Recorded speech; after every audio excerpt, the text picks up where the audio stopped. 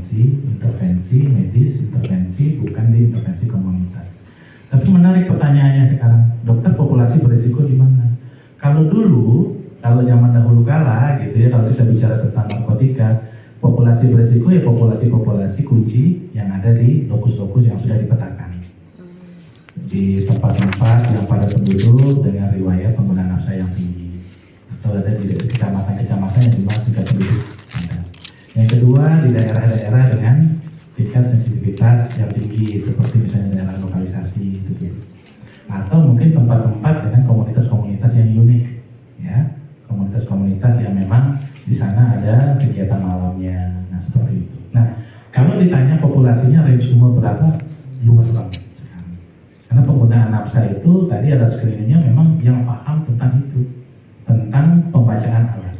Tetapi kalau dibilang tadi ada 88 akses, jadi 88-nya usahakan untuk bisa di screening. Pertanyaannya adalah, kita mulai dari yang mana?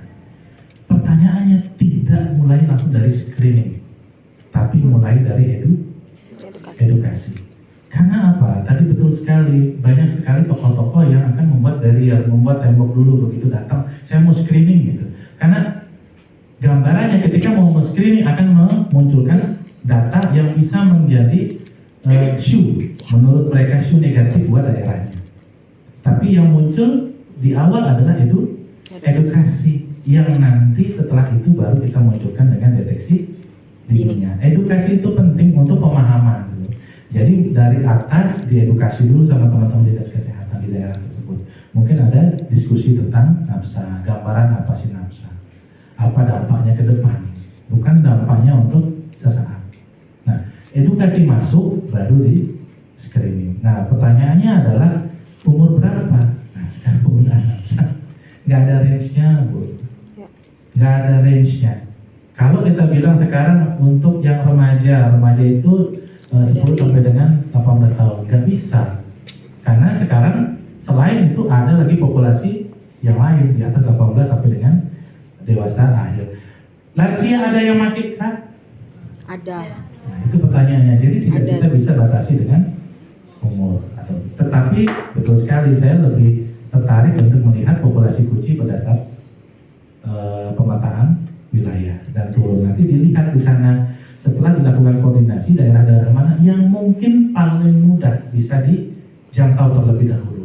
Jangan mainnya yang paling sulit. Jangan mau screening di lokasi bandarnya. Ya.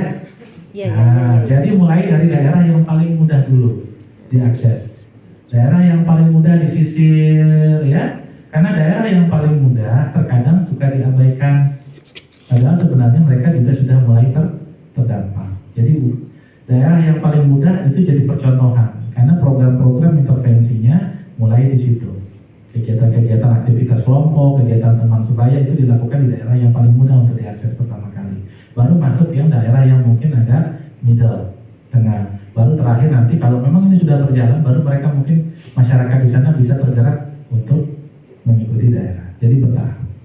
Kalau terkait screening ini bahkan bisa digunakan untuk teman-teman ketika ada konsulan dari kader atau dari desa ketika datang ke puskesmas. Ini juga bisa digunakan sebagai alat wawancara untuk penegakan diagnosis adiksi apa tidak di puskesmas. Mungkin gitu Mbak Alfa, tapi bagus banget.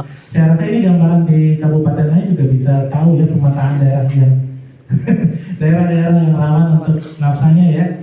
Kalau di Lombok Timur dulu berdasarkan itu kami turunnya. Dicari data dari dinas kesehatan yang angka pelaporan kasus HIV-nya tinggi, maka kita turun untuk men-screening itu. Karena kita sebagai gambaran fenomena gunung es, satu yang muncul datanya, kemungkinan yang lain belum terdeteksi dengan baik. Ketika di screening maka angkanya akan jadi lebih banyak. Oke, itu baru saya. Siap, terima kasih Pak Dokter. Nah, kita masuk ke materi